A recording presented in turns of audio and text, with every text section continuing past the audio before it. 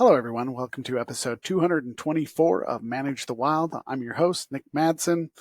Colorado is bringing wolves in, and in this episode, we're going to talk about what you need to know, not about how you feel about it. Wolves are always controversial. They always will be. I personally don't have a problem with wolves in big game scenarios or agricultural scenarios. Some people have really strong feelings one way or the other. I've lived in states where wolves were at. I've been in states where wolves were at, and I see both sides on why people want them and why people hate them. It makes sense to me on both sides. But this is what we know. Colorado's wolf restoration and management plan was unanimously approved by the Colorado Commission. They had a bunch of work in putting together a bunch of professionals, a bunch of stakeholders. They had large public meetings with over 4,000 comments. What was wanted is the state wants to reintroduce wolves back into the state of Colorado from Idaho, Montana, and other states, Oregon and Washington. And their goal is to release roughly 10 to 15 wolves per year for a total of 30 to 50 over the next 3 years, depending on the recovery success. They've already identified the sites where they're going to release them. One is Glenwood Springs, Kremling, Vale, Aspen, focusing on state and private land with willing landowners. Downlisting from the state endangered to state threatened will occur when a minimum count of 50 wolves happens. So as soon as they get to 50, they will reduce them from endangered to threatened on the state level. And then delisting from threatened to a non-game status will occur when the minimum count is 150. That still means you can't hunt them. So they're going from a state endangered to state threatened to non-game, which means you can't hunt them, but they will be there at around 150 wolves, and they have to have 2 successive years of at least 200 wolves at any time.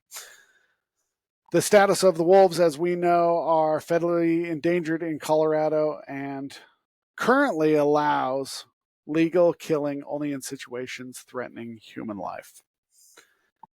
So, Colorado has requested a ruling under the Endangered Species Act, which, granted, would offer them the flexibility and potentially allowing lethal actions such as chronic livestock depredation.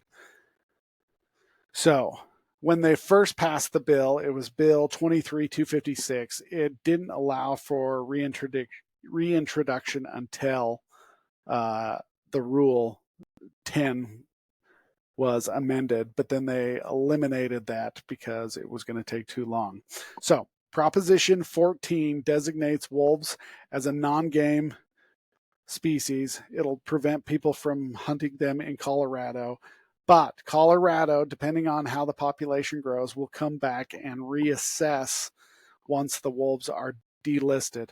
Here's the big thing. Livestock owners will receive non-lethal materials in the case-by-case basis to reduce depredation risk.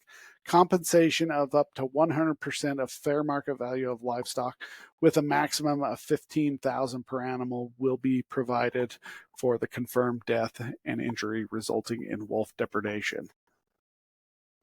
There's a lot going on. The one challenge with the last one, the depredation, is it has to be proved that it was wolves. And so they got to get in there quick before there's any deterioration. But if you have 100,000 head out on the landscape, then it's going to be difficult to confirm those. That's often the challenges, is to confirm them. Okay, here's the updated information. Oregon has now agreed. They got good communication going again. Oregon has now agreed to give 10 gray wolves to Colorado as part of the reintroduction. It involves them capturing and translocating the wolves from Northeast Oregon to Colorado between December of 2023 and March of 2024.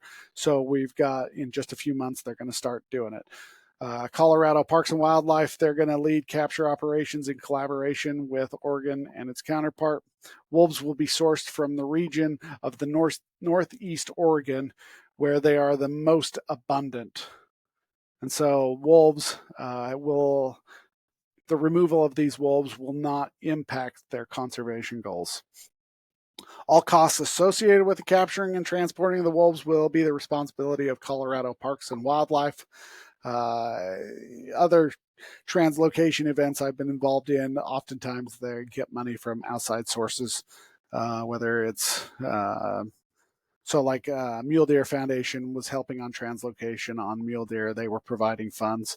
Bighorn sheep, there was the Wild Sheep Foundation. They were providing money to bring some into the state. So oftentimes there's money other than the Colorado Parks and Wildlife. There'll be possibly some outside money coming in. They're going to capture them using contracted helicopter crews and spotter planes, and some of them will have collars, and so it'll be easy to help for them to identify some of the pack sites. All the wolves, the 10 that are going to be brought in between December and March, will have collars placed on them. They'll take all their measurements. They're going to take their data, their length, their weight, their blood. They'll get fecal samples. They'll check for parasites. They'll check it all. They'll check for disease. Before they are ever brought into the state, they'll check for disease, because you don't want to bring state or disease animals across state lines. You can't do that. And if they're diseased, then you got to put them into a quarantine facility and end up euthanizing them, which won't go well.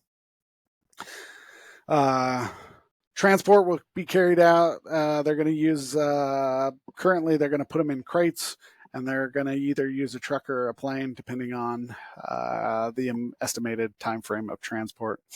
Any animals with any injuries or health issues after that quarantine process, if they determine there's injuries or health issues, they're not going to use those animals, and they will be re-released.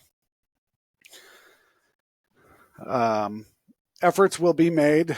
This is interesting. Efforts will be made to select wolves that have not been involved in repeated depredation. Colorado's saying, hey, we know depredation is going to happen, but we don't want ones that are your problem animals. If you've got a problem pack that is chronic on depredation, we don't want your problem animals. So they're going to try and pick some better ones. They are going to try and get an equal number of male and female wolves for the reintroduction, and the majority of the reintroduced wolves will fall in the age frame between 1 and 5 years old, which is typical for wolves dispersing from their packs. So they're not going to get the old ones or the ones that have just come out of the den. So there's been a lot of pressure since the wolf reintroduction plan has been started. They wanted to get it done as soon as possible, and there's more and more pressure coming because they said they were going to do it, and so they are finally got it going. They first asked Wyoming, Idaho, and Montana, but all of those states said, we don't want to be involved. That's kind of an interesting conversation to have, that those states said, no, we're not going to. I'm curious why. I don't know. It didn't say. Washington said that they were willing, but they couldn't provide wolves before the end of the year. Like, I guess it was such a close time frame that they just couldn't get it done based upon everything they have. Oregon has one of the lowest wolf populations, but yet these 10 are still not going to impact their overall population. And it will be, they are slated to begin December 31st, 2023. I am not going to have the debate, because personally, I don't care whether wolves are coming into the state. I don't care if wolves come into the state of Utah. Yes, they're going to kill wildlife. Yes, they're going to kill ag. But again, I kind of have this feeling of coexistence, and I am not anti-predator. I'm not anti-wolf. I do believe in managing them, though. If they are going to be here and they're going to cause depredation, then you should be able to manage them. I also believe, though, that these outside groups that are trying to stop hunting, the pressure to hunt wolves would be reduced if they were giving the ranchers who are experiencing the loss, they would be more likely to tolerate the animals. I come from an ag background, so I understand the pressure that they are facing. I understand. I've My family was a sheep family up in Idaho, and I understand the depredation issues that arise from that. So it's not like I'm pro wolf. I'm just understand that coexistence is okay. People are going to argue that these aren't the wolves that were here before, and it is what it is. Colorado, the people of Colorado have agreed to bring those animals. They wanted them in. The majority passed it. So they're coming in. So you might as well just deal with it. But I also believe that there needs to be a management side, because you can't have a whole bunch of predators just growing and growing, because then your depredation needs are going to become too big. And so I think that there needs to be this balance between management and coexistence. So I'm comfortable with that. I'm not debating on whether they should or shouldn't bring him in. Um, if Utah said that they were going to bring him in, I personally wouldn't oppose it. I've lived in Alaska. I've seen them hunt up there and what they've done. A family that runs sheep and cattle, and I understand the agricultural side of the argument, but I also understand coexistence and allowing them to come in. The one thing that I will say, though, I am interested in is there are people that I dealt with who have chronic depredation issues when it comes to elk on their fields. The one thing I would be curious of is elk would no longer, if wolves were here, elk would no longer be able to sit in some of the areas that they sit, because the elk would follow, or the wolves would follow the elk. That's just a theory of mine. But tell me what you guys think. Colorado, I'm neither against or for it. Personally, I don't care. It doesn't affect me. But tell me what you guys think. Hope you guys enjoyed today's episode. Go ahead and hit the subscribe button if you did. Hit the like button, share it with your friends, family, help the podcast grow. And I hope you guys have a great day. Stay wild.